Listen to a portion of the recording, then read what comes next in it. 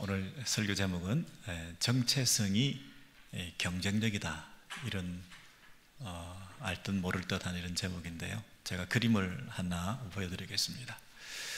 그 마일스톤 로드맵이라고 하는 이 그림 보시면 이제 1단계, 2단계 이렇게 과정을 거쳐가면서 그 마일스톤 이정표를 세워가면서 최종 목표로 향해서 가는 그 로드맵이 있어야 된다, 이런 얘기를 흔히들 합니다. 그래서 우리 인생의 1, 2, 3, 4 적어도 이런 단계들을 거쳐서 목표를 향해서 가는 로드맵이 있어야 된다, 이런 얘기를 하지 않습니까?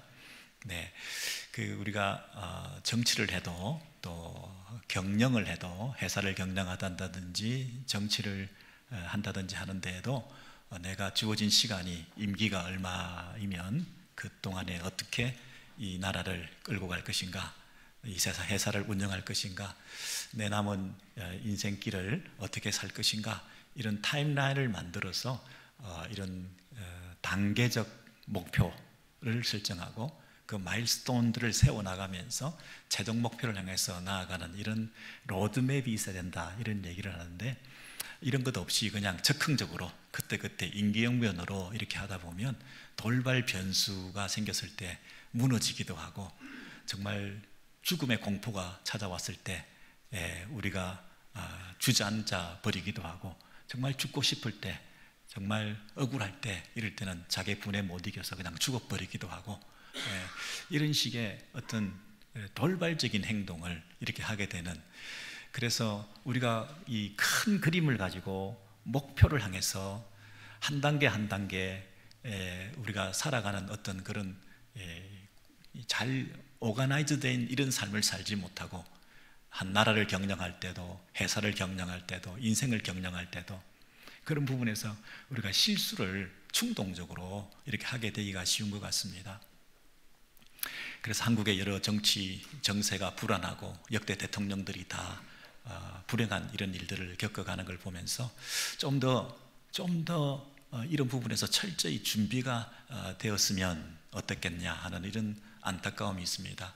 오죽하면 목숨을 던졌겠냐, 오죽하면 계엄을 했겠냐, 오죽하면 그런 돌발적인 상황이 났겠냐라고 한편으로 생각을 하면서도, 또 한편으로는 왜 그렇게까지밖에 대응을 못하느냐, 더 길게 보면 안 되느냐, 더 차분히 단계별로 그 목적을 실현해 나가기 위해서 더 조심스럽게 준비하면 안 되겠냐, 이런 아쉬움이 있는 게 사실입니다. 여러분, 남의 얘기할 게 아니라 우리 신앙생활도 하나의 여정인데, 우리가 앞으로 주님을 향해서 주님 앞에 서는 그날까지 우리가 어떤 단계별로 어떤 성장의 과정을 거쳐서 어떤 성숙의 모범을 따라가면서 우리가 시간적으로만 길게 오래 살아가는 것이 아니라 매번 우리의 하루하루에 반복되는 삶이 유의미를 찾아가면서 우리가 주님 앞에 어떻게 걸어가야 될까? 내 성장은 지금 언제부터 멈추어 있나? 주님께서 주신 사명은 언제부터 내가 망각하고 있나? 이런 것들을 생각하면서 아니지, 다시 그 초심으로 돌아가서 그 목표를 설정하고 단기별로 이루어야 될 마일스톤들을, 이정표들을 어루만지면서 그렇게 한 단계 한 단계 걸어가야 되지 않겠습니까? 저와 여러분은 지금 어디에 지금 와 있는지, 제자리 걸음을 하고 있는지, 퇴보를 하고 있는지 한번 우리의 신앙 성장이라는 관점에서 한번 살펴보기를 원하는데, 오늘 본문에 이 누가복음 12장에 전체적으로 볼 때 4가지 마일스톤을 세워야 된다, 이렇게 말씀하시는 것 같습니다. 첫 번째를 보시면 누가복음 12장 1절 말씀에 그동안에 무리 수만 명이 모여 서로 밟힐 만큼 되었더니 예수께서 먼저 제자들에게 말씀하여 바리새인들의 누룩 곧 외식을 주의하라, 이런 말씀을 1절부터 던지는데, 여기 서로 대조되는 것은 무리 수만 명 그리고 제자들, 이렇게 대조되고 있습니다. 우리는 무리에 속한 자인가, 우리는 제자에 속한 자인가?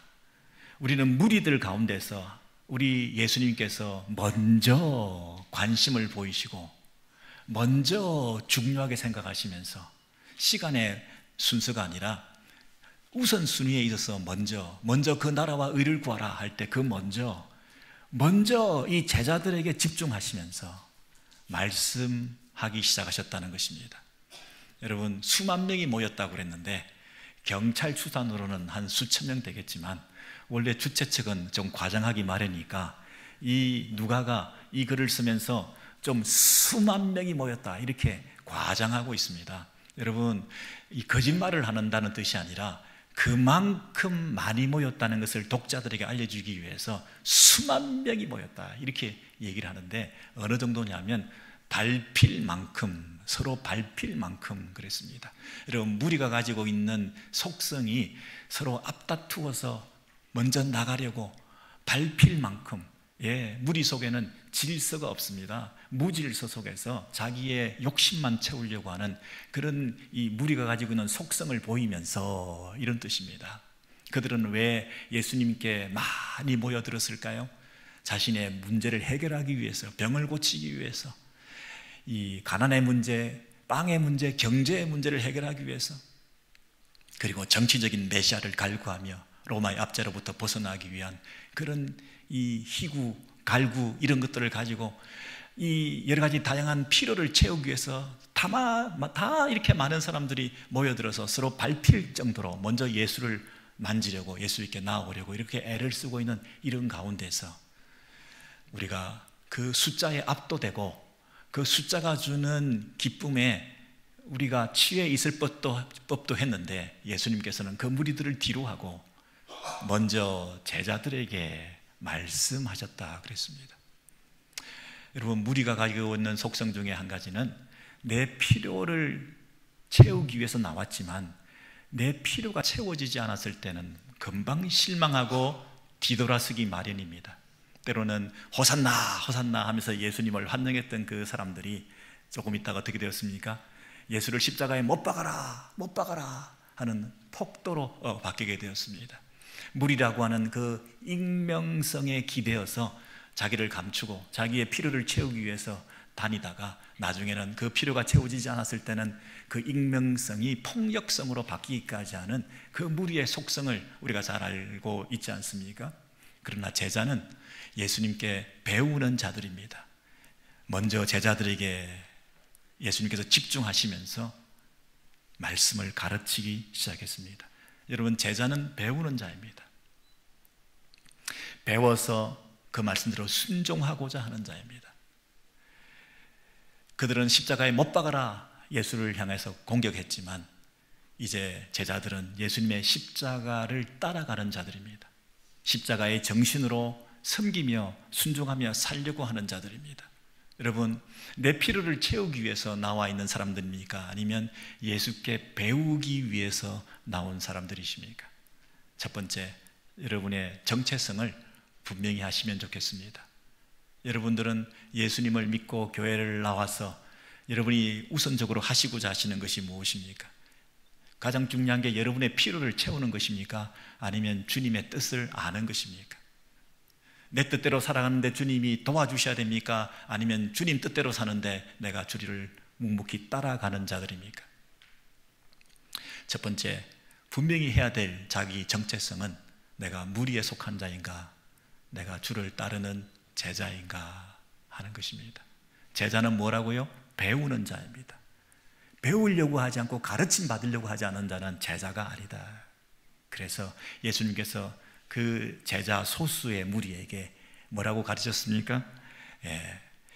바리새인들의 누룩 곧 외식을 주의하라 이렇게 말씀하여 가르쳤습니다. 여러분, 누룩과 외식은 서로 연결되어 있다는 뜻인데 무슨 뜻인가요?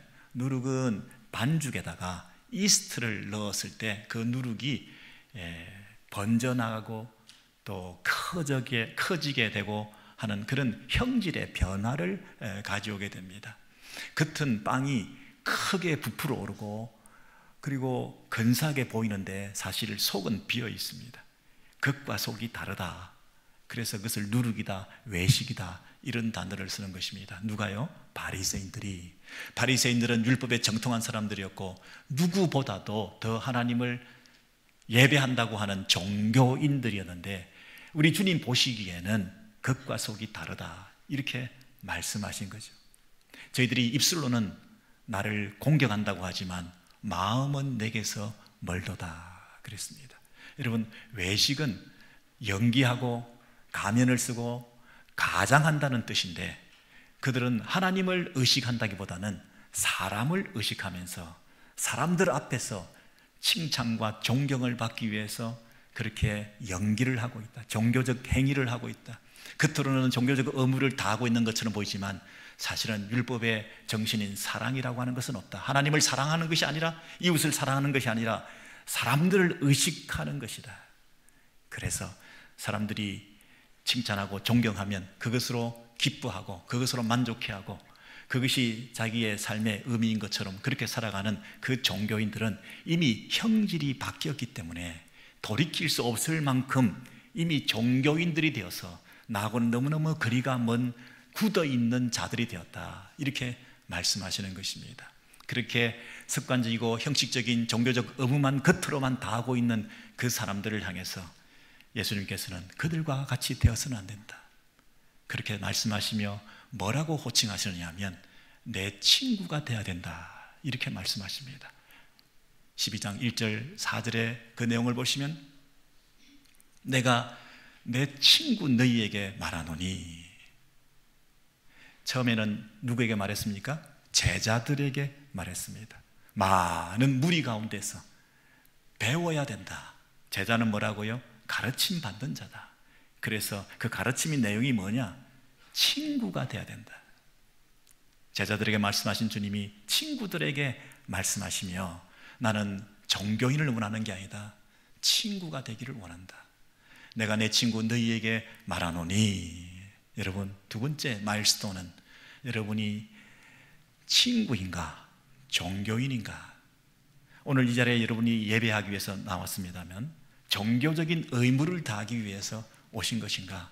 아니면 투명한 주님과의 관계, 내 마음을 아시는 그분께 내 마음을 토해놓기 위해서 온 건가? 예수님은 세리와 죄인들의 친구가 되었다.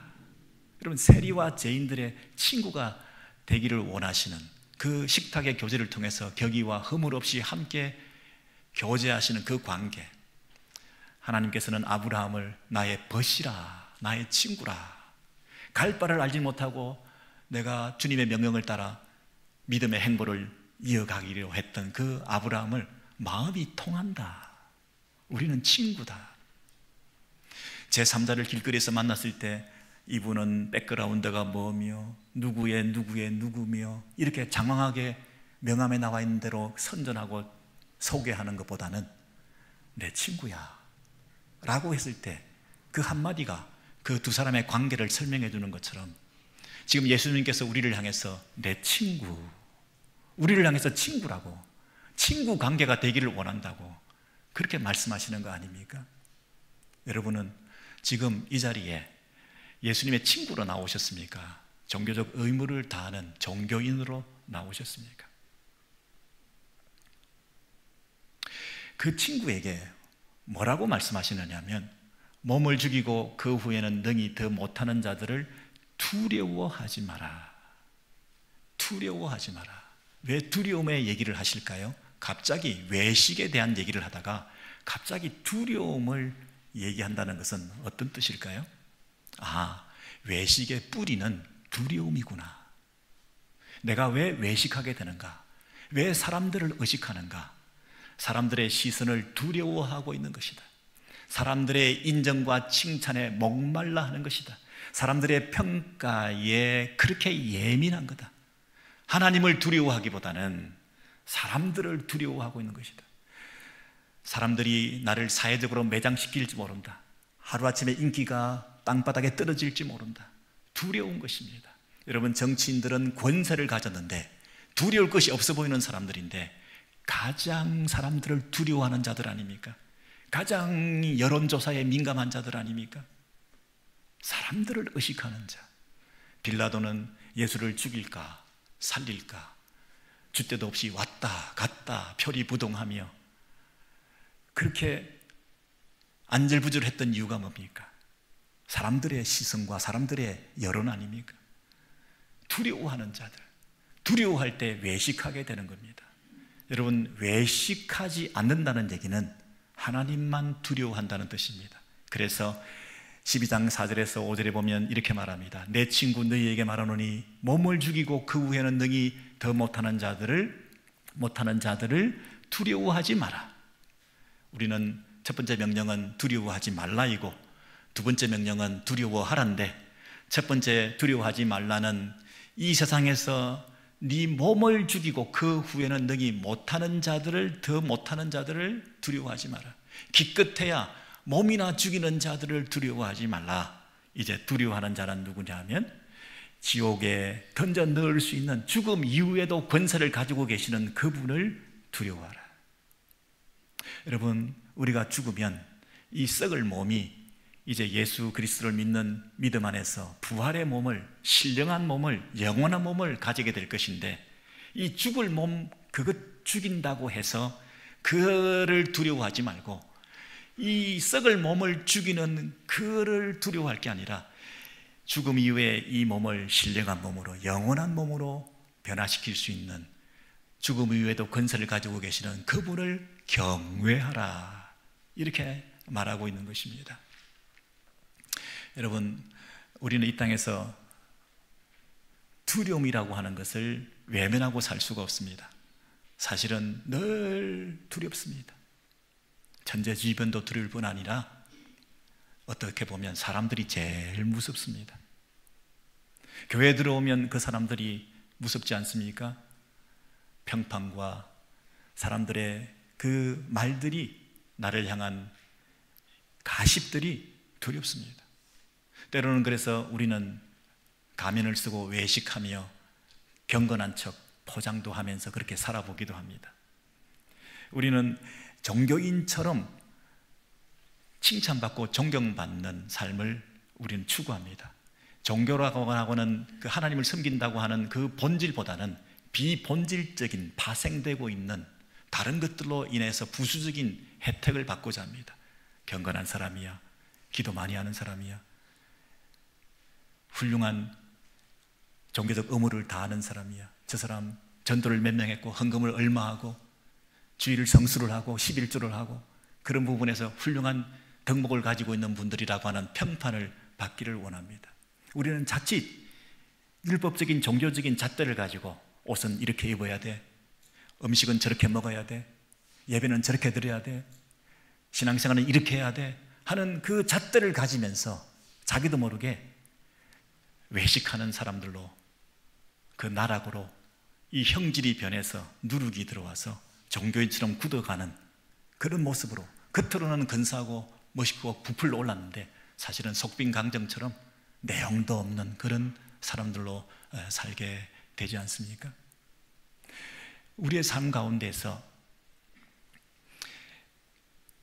우리의 날마다의 이 신앙생활이 하나님만 의식하고 사는가?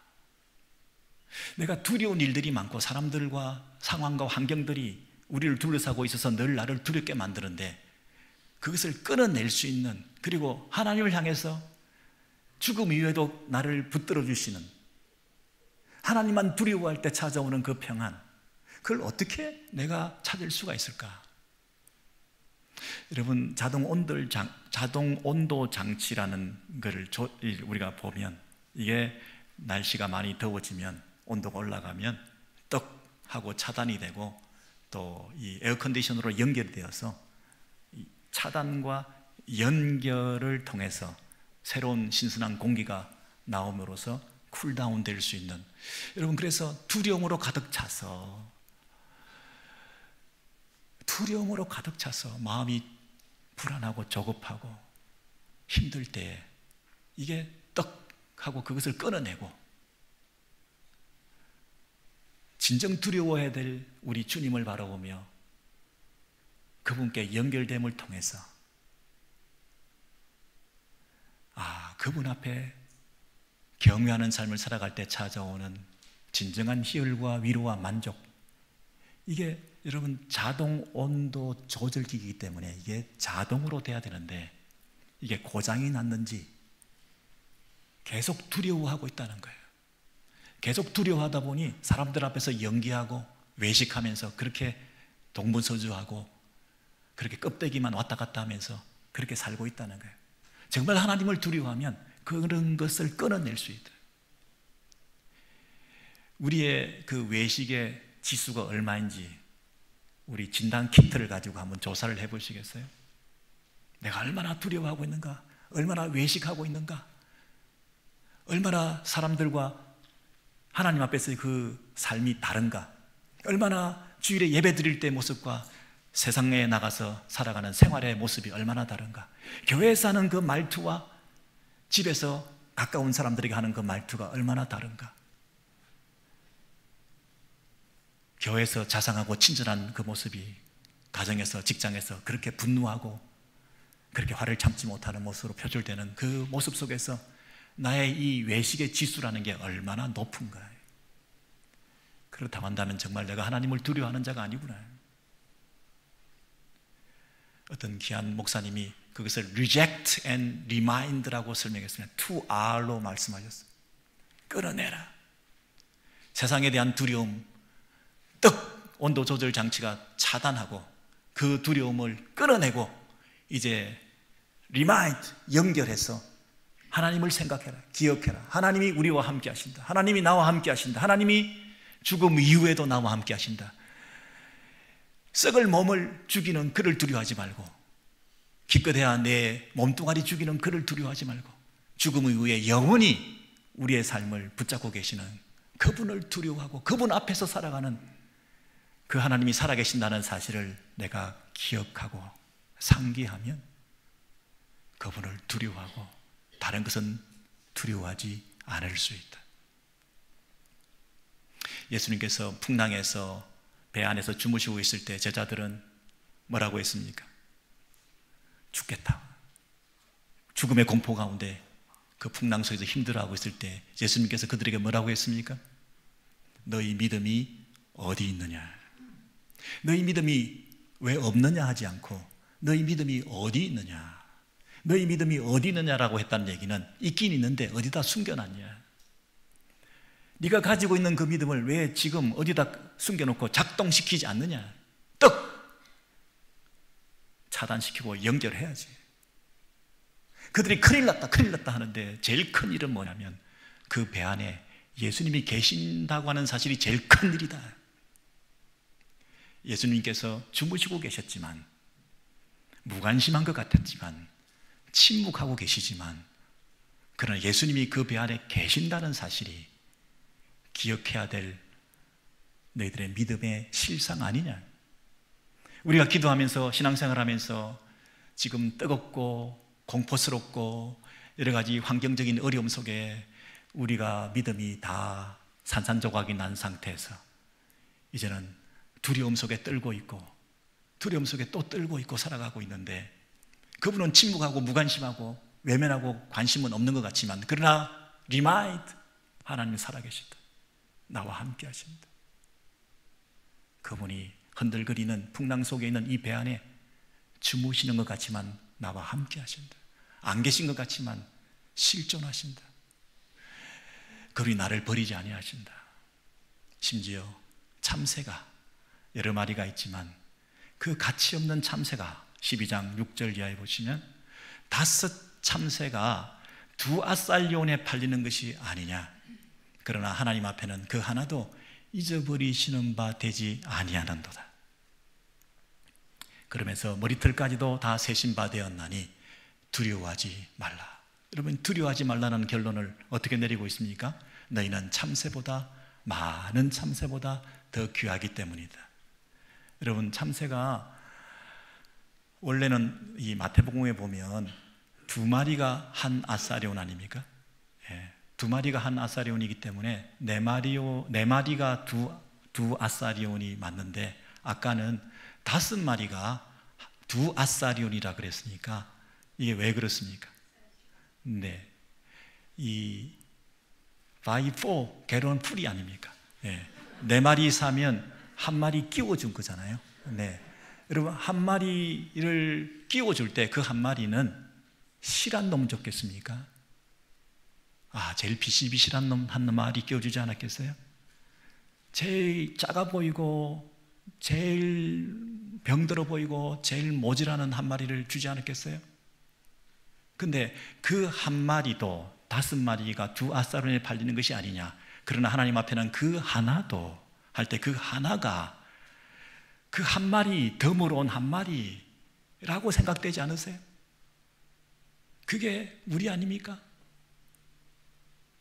존재감 없고 투명인간 취급받고 너는 덤으로 그냥 끼워주는 것에 불과한 그런 인생일지라도 제일 비실하고 약하고 보잘것없는 초라한 우리의 삶이라 할지라도 그 한 마리도 하나님께서 잊어버리지 아니하시고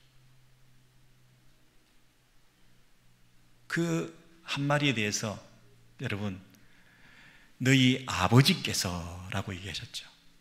그래서 우리는 누구라는 겁니까? 그 자녀들이죠.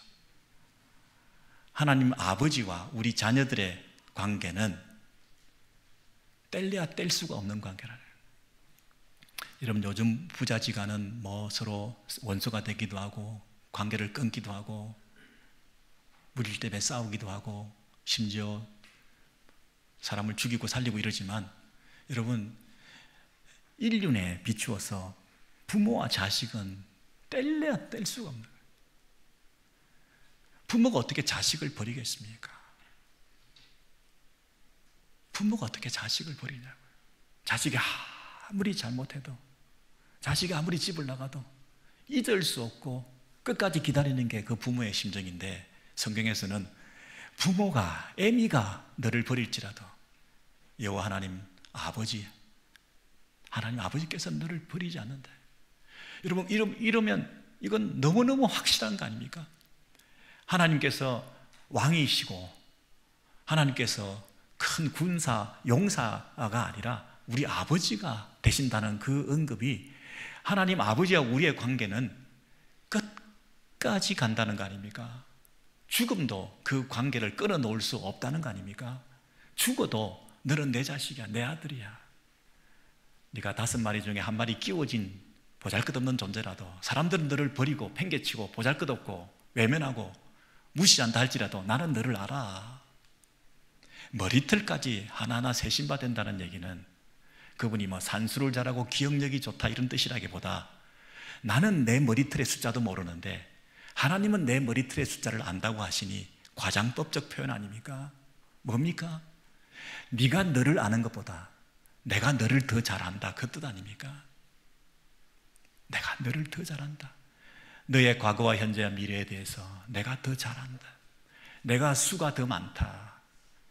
내가 너를 향한 계획이 더 크고 원대하고 길고 오묘하고 생각할 수 없는 네가 계산해서 나오지 않는 그런 너를 향한 나의 계획을 가지고 있으니 나를 한번 신뢰해 보지 않겠냐? 너와 나의 관계가 부자지간이 되면 어떻겠냐? 너와 나의 관계가 아들과 아버지의 관계면 어떻겠냐? 안심이 되냐? 우리를 무리 가운데 제자로 부르시고 가르치신 그분께서 종교인이 아니라 친구가 되기를 원하신 그분께서 이제 우리의 관계를 영원히 자녀의 관계로 묶어주시면서 안심해라 그렇게 말씀하시죠. 그분께서 우리를 마지막 종착지로 어디로 데리고 가시느냐면 누가복음 12장 8절 이하에 보시면 증인의 삶을 살라 이렇게 말씀하십니다. 이 땅에서 네가 사람들 앞에서 나를 시인하면 나도 하나님 앞에서 너를 시인할 것이고 네가 이 땅에서 사람들 앞에서 나를 부인하면 나도 하나님 앞에서 장차 너를 부인할 것이니 이 땅에서 나를 시인하는 증인의 삶을 살라. 나를 부끄러워하지 마라. 나를 자랑해라. 나를 드러내라. 나를 증거하라. 내 이름으로 인하여 핍박을 받는다 하더라도 심지어 죽음에 직면하고 순교의 자리에 있다 할지라도 죽음 이후에까지 내가 책임지는 하나님 아버지, 너의 아버지 아니냐? 자녀를 내버려 두겠냐? 내가 책임질 거니 너는 마지막까지 증인의 삶을 살라. 그렇게 말씀하시죠. 그러면서 마지막 그때에 성령이 너희에게 어떤 상황 속에서도 그 라스트 미닛에, 그 마지막 바로 그 순간에도, 네가 끝났다고 생각하는 그 순간에도 내가 너와 함께 할 거다. 내가 너를 말하게 할 것이고, 내가 너와 함께하며 네가 피할 길을 내게 하시고, 너의 삶 가운데 하나님의 개입을 느끼게 해줄 거다. 위로해 줄 거다. 확신을 줄 거다. 말도 생각나게 해줄 거다. 내 생명도 지켜줄 거다. 죽어도 내가 끝까지 너를 책임질 거다. 마지막 순간에도 나를 부인하지 마라. 증인의 삶을 살라. 여러분, 우리는 순교의 영광에 대해서 순교자들이나 하는 것이라고 생각하지만, 분명히 지금 이 누가복음 12장에서는 우리가 핍박을 당할 수 있다. 사람들이 우리를 죽일 수 있다. 예수 믿는 것 때문에. 그럼에도 불구하고 썩을 몸을 죽이는 그들을 두려워하지 말고 죽음 이후에 우리의 삶을 책임지시는 그분을 두려워해라. 이렇게 말씀하시는 걸로 봐서 이 땅에서 우리가 여러 가지 환난 가운데 질병을 당하고 사고를 당하고 가난을 당하고 문제를 당하고 하는 그것의 극단적인 최종적인 가장 최악의 경우는 죽음인데, 그 죽음조차도 우리가 두려워할 게 못 된다. 예수를 믿음으로, 예수를 증거함으로 예수를 자랑하지는 못할 망정 어떻게 예수를 부인할 수 있겠냐? 어떻게 예수를 부인할 수 있겠냐? 그건 아니지. 성령을 모독하는 거 아니냐? 성령께서 끝까지 너와 함께 하실 것이니 마지막 순간까지 포기하지 마라. 재판장에 끌려가고 회당에 끌려가고 유대인들의 핍박을 당하고 위정자들의 핍박을 받으면서 이제 네가 예수를 믿냐 안 믿냐, 마지막 순간에 네가 살래 죽을래 하는 그 순간에도, 그 마지막 순간에도 성령께서 너와 함께 하신다. 확신하냐? 믿을 수 있겠냐? 그 성령의 역사를 신뢰한다면 끝까지 그 마지막 순간에도 변절하지 말고 증인의 삶을 살아라. 그러면 내가 마지막 날에 하나님 앞에서 내가 너를 인정할 것이다. 그런 확실한 약속의 말씀을 주시면서 우리에게 네 가지 이렇게 정체성에 대해서 분명히 말씀해 주십니다. 우리는 갈 길이 멀지요. 우리는 아직 무리에 속해 있는데, 아직 배우려고도 하지 않는데, 나는 제자이기가 부담스럽습니다. 그냥 무리에 속해 있겠습니다. 큰 교회 가서 익명성에 기대어서 종교적인 의무만 다하고 그냥 나의 신앙생활을 이 정도로만 하겠습니다. 나를 노출시키고 내 삶을 내어놓고 내 안에 더럽고 추하고 악한 것들을 다 들추어내어서 마음과 마음이 통하는 그런 주님의 친구로 훈련받으면서 성숙하면서 내 내면을 살피면서 그렇게 살기는 싫고 그냥 껍데기만 왔다 갔다 하는 것으로 만족합니다. 이런 수준에 우리는 머물러 있는데, 여러분 어떻습니까? 무리에서 나와서 제자의 삶을 사시겠습니까?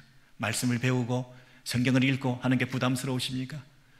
우리가 아직도 보일 때, 아직도 들을 수 있을 때, 아직도 쓸 수 있을 때 우리가 더 배우고 더 열심히 말씀과 함께 들은 말씀을 순종하며 묵묵하게 제자의 길을 걸어가는 그런 삶을 살아야 되지 않겠습니까? 주님을 따라가는 게 제자인데 그분의 뜻을 알아야, 배워야 따라갈 거 아니겠습니까? 누룩 외식을 조심해라. 그렇습니다. 나는 종교인으로 살기 싫습니다. 친구로 살고 싶습니다. 나는 하나님의 자녀인 것을 쉽게 말했지만 이것이 그렇게 큰 특권인 줄 몰랐습니다. 그렇게 큰 특권인 줄 몰랐습니다. 내가 하나님의 자녀이군요. 내가 하나님을 아버지라고 부른다는 사실이 얼마나 감격스러운지 눈물 없이는 그 이름을 부를 수가 없네요.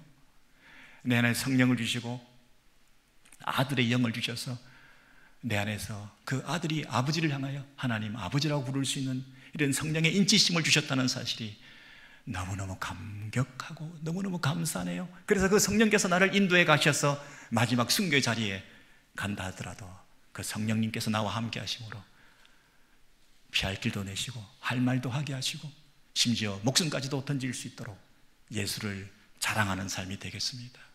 주님, 내 이 최종 목표는 그러합니다. 내 마일스톤이 한 단계, 두 단계, 세 단계 가서 결국 그런 삶으로 내 인생의 남은 삶을 점철하여 가기를 원합니다.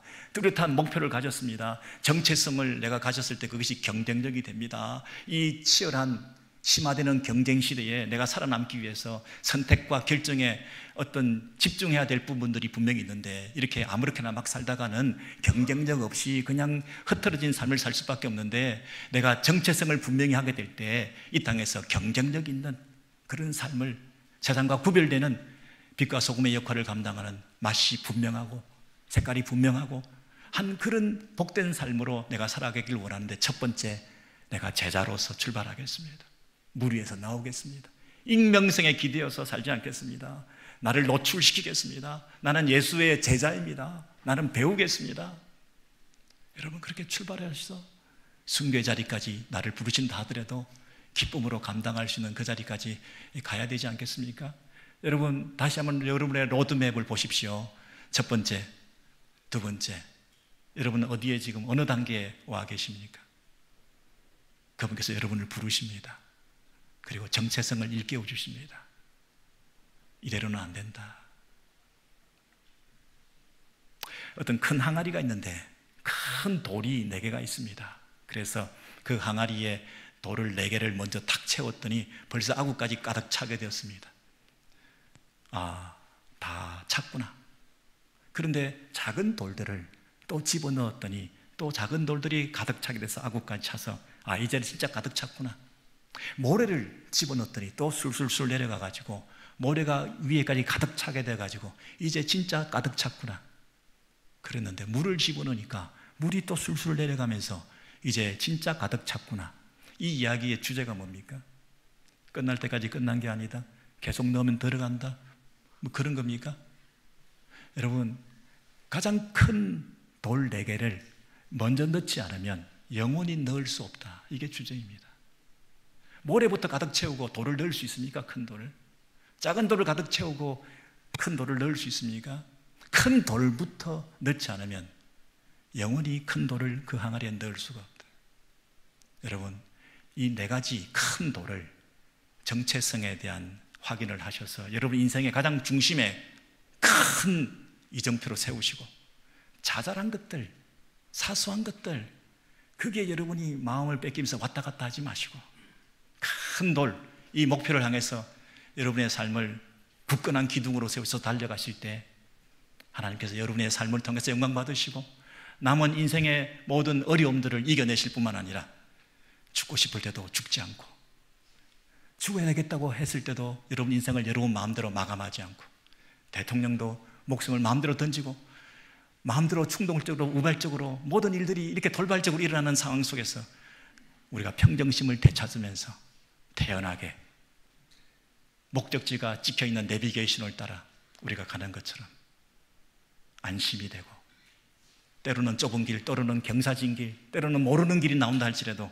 목적지가 찍혀 있으니까 그 길 따라 믿음으로 가시게 될 때 하나님께서 여러분의 남은 인생을 통해서 영광 받으시고 여러분을 향하여 이루시고자 하시는 하나님의 꿈이 반드시 실현될 줄로 믿습니다.